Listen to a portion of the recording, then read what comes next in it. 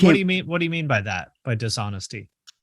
when we first came out, like we're talking 20 years ago. I mean, it was not cool to wear a corn shirt at a show. Right. That shit was not cool. I mean, you're talking like, I mean, I literally got my head kicked in from like, For sure. being around the pit, like hardcore kids look at that new metal kid and fucking come at me. It was Long hair not with cool. a Slipknot shirt at a hardcore show in the IE in the early 2000s. People Big are gonna no-no. fuck with you. Big no. Yeah.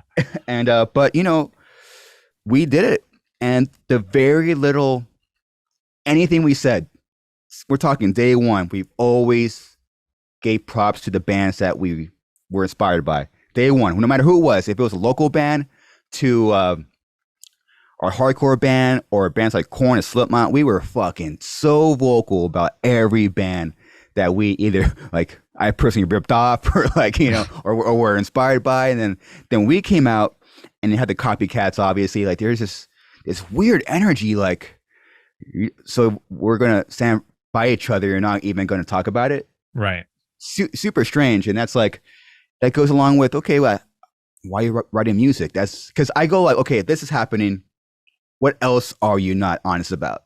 I mean, like if it was me, if I was in a band and I ended up playing a show with, the band that I obviously like copied, I would go up to them and be like, hey man, I just want to say we love your band and we totally rip you guys off. That'll be sucking, and I've done that too. And the other band would just laugh and be like, oh, that's cool, whatever. Yeah, and we could be close friends. It'd be fucking cool. I mean, I did that around here. If there's a local band that I ripped off, be like, dude, like I love this demo, dude. This fucking breakdown, and like, and we did that since the fucking get go, and that's how we became friends with bands like Korn, and Slipknot. Like, there was no one else talking about them.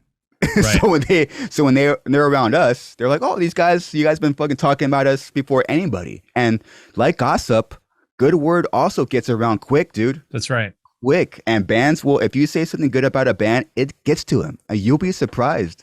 It's fucking crazy. Yeah, it's true. And I will say, I've been friends with people, kind of, we've had mutual friends for a long fucking time.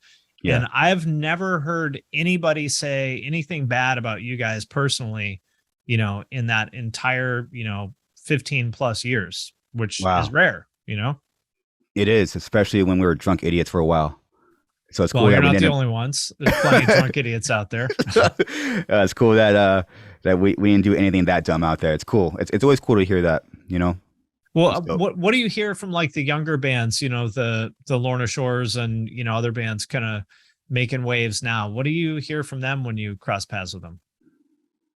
They actually give props, which is really cool.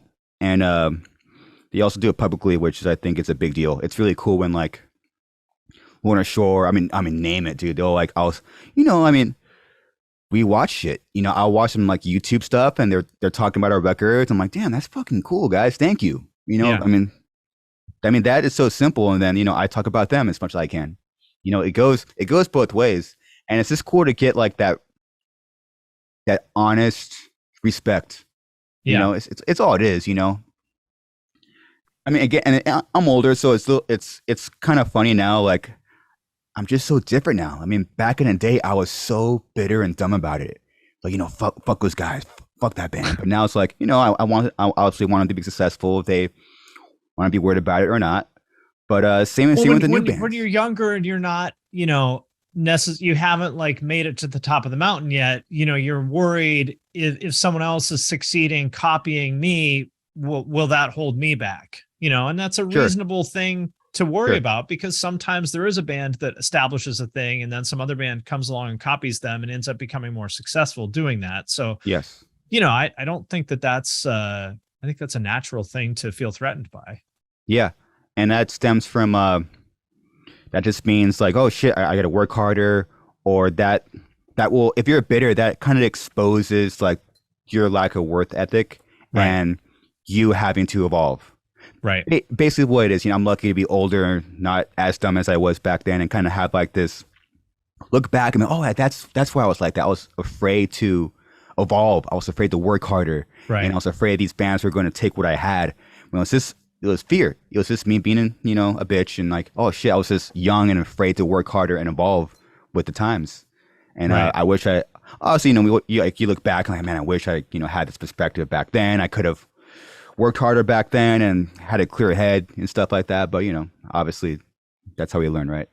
Yeah, I mean that's how it works. Well, I mean, what have you learned from the last 10 years, which seems like from the way you talk about it, it seems like it has not been an easy 10 years.